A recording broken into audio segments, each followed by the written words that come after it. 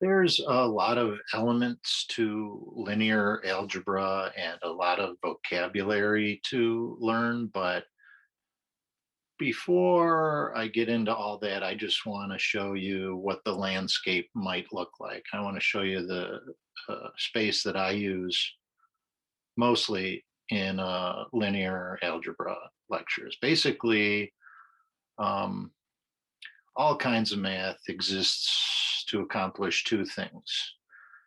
It's to take problems that are not solvable and change them using approximations into something you can solve so that you can get as close to the true solution as possible.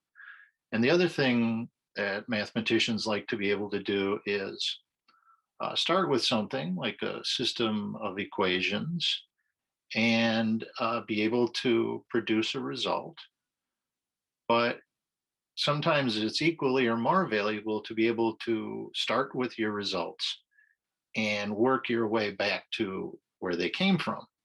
Sometimes it's so that you can repeat those uh, circumstances in order to get your desired result. So, in a lot of math classes, I use a landscape where this is my input. I am the function or the transformation or whatever is done to the input.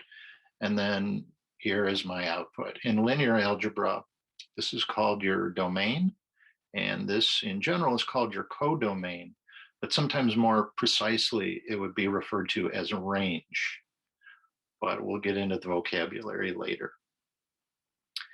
A lot of what you're going to see over here in your domain is going to be in the form of column vectors. And you can arrange those column vectors into matrices.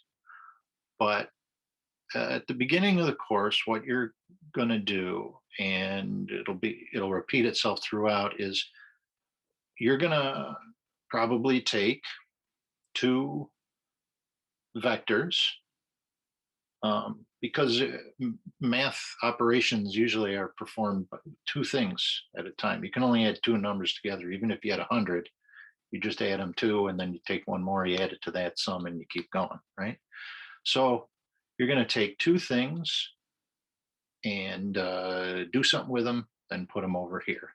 In general, I use this type of action. I take something, I transform it, I do some, and here's the result.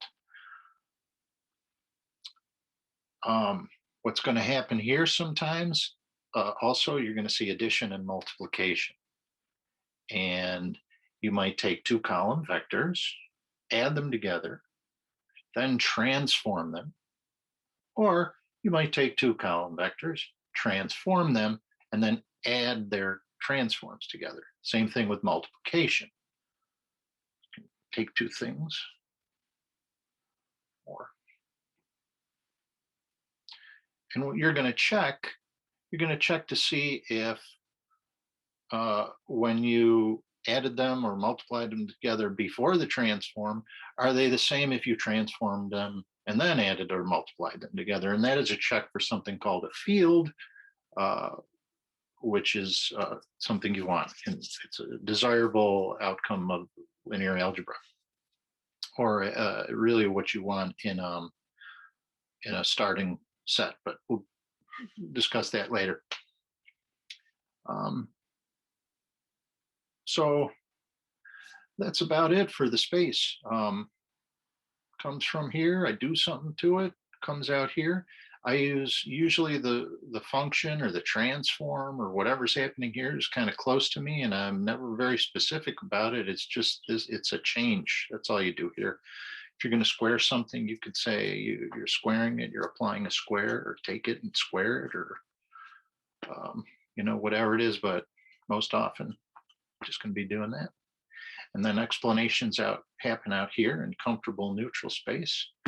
And other than that, try to follow the acronyms that you see on the board.